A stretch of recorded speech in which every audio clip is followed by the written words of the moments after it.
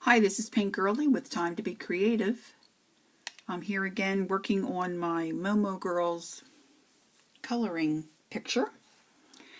And this is Coloring 101 Part 4. You can see I did some work on the background, and I'll explain to you and show you what I did there in a few minutes. And her hair is pretty much finished, but I wanted to show you that once I got the background painted in with the black acrylic paint, I came in with a couple of different colors. This is a poppy red, which kind of matched the marker that we base coated with, and of course this is the Prismacolor Premier colored pencil, and this is 922. And what you can do is once you paint your background or get that set, I come back in here and kind of just enhance these little wisps. And I'll do that with some orange as well. I'm trying to get myself in camera here. I didn't allow myself too much space here. And just make these little wisps seem more natural.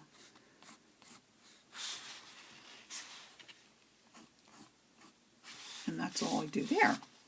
And what I did for the background is I had mentioned that I was going to paint it with acrylic paint, and that's what I've done.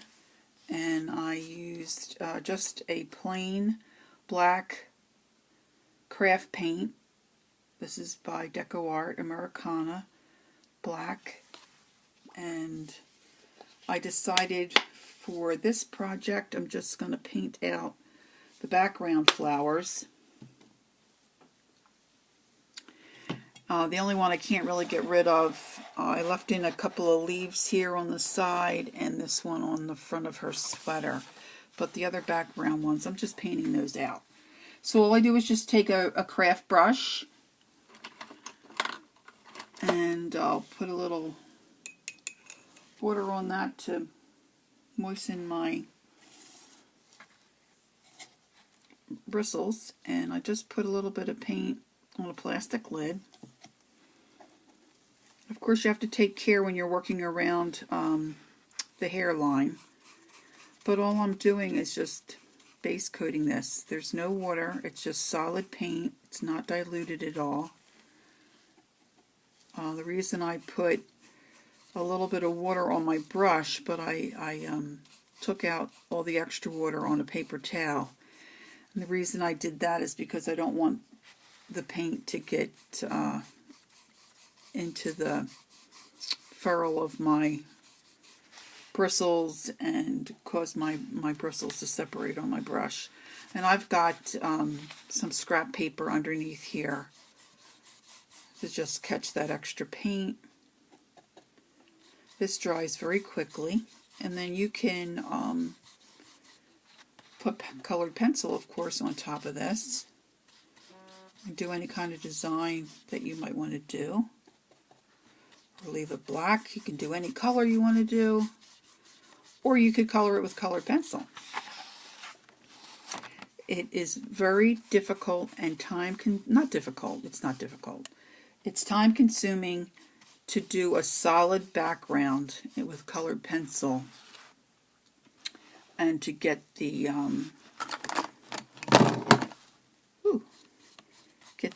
effect and the coverage that you want.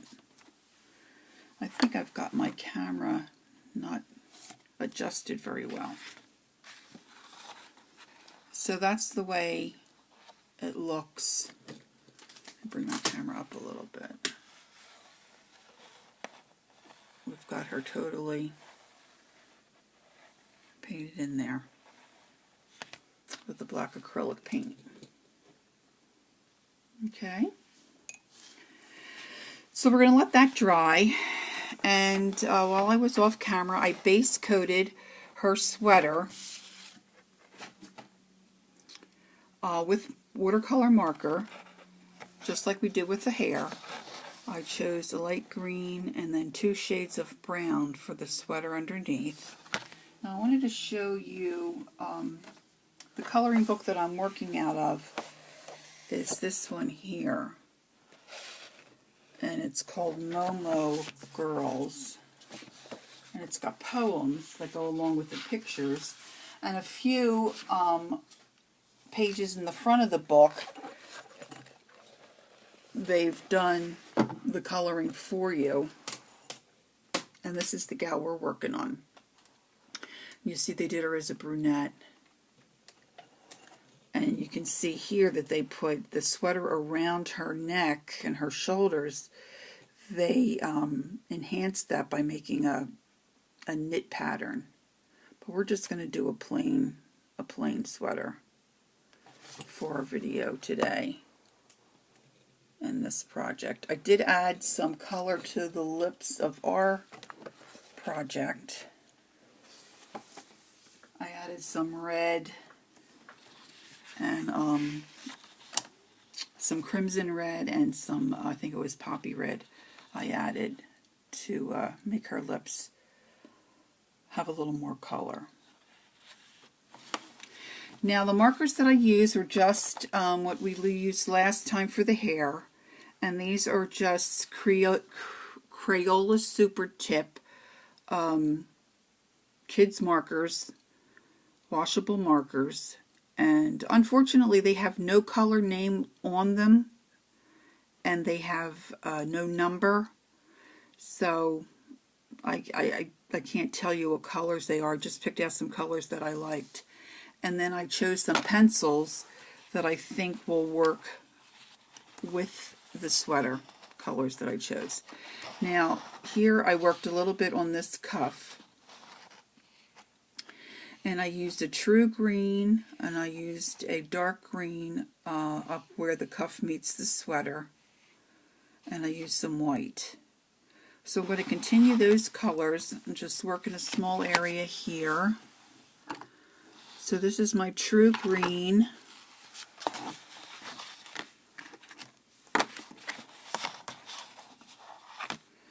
And that is, let's see, number 910.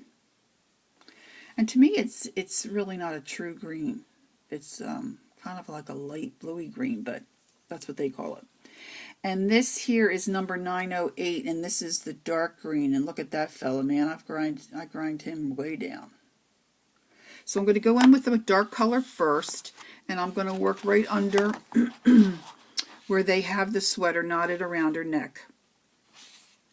Now you'll see these two lines here, which kind of indicates where this arm of the sweater is kind of folded and hanging. So this center portion should be lighter because that's sticking up in the air, and that's where the light would hit. And these two areas alongside of it should be darker because they sit back. So I'm just going to use the same kind of stroke that we used before. I'm just adding light strokes of color. I'm dragging my pencil down and lifting up, and I'm trying to get that dark so I have some somewhat of a contrast, because I want that center portion to really catch your eye and stand out. Now I want to do several layers again, because like I said, I think it was in our second video, if you use too much pressure all at once and put a lot of pigment on your paper, it mashes down the fibers of the paper and the wax comes out of the pencil, and the wax builds up on the paper, and then you can't, your ability to blend your color is greatly diminished. So we're going to do that there, and then here, where this crease is, we want to put some dark color here. So I'm using my round circular motion strokes, and I'm trying to get as tight into that crease as I can, and I'm feathering the color up and out into that lighter color. Now a lot of times, now you probably could, and I haven't, I shouldn't say probably, you could layer different colors here to try to deepen this green. And you may not have dark green in your pencil set, and you'll have to adjust. But I may add some indigo blue if I have that handy, to kind of deepen that a little more. I don't want to use black because I think that would cause it to get a little too dark. But here's an indigo. And this is a dark blue. This is number 901. And because I think I want that green a little bit deeper. And so I'm going to just come on top of that dark green and add some of this blue, kind of deepen that right where it's touching that knot. I'm not going to bring the blue all the way down to where that dark green is, because I want you to be able to see those different shades. And then I'm going to do the same thing here. And you may not really notice a whole lot right now, and hopefully it'll be just a gradual, subtle shade difference as we deepen that there. And then I'm going to take my white and I'm going to put some white right at the top. I'm hoping that that helps to jump that color out. And then I'm going to come in with the true green, which is the 910. And I'm going to start at the top where the darkest color is, and I'm just using light strokes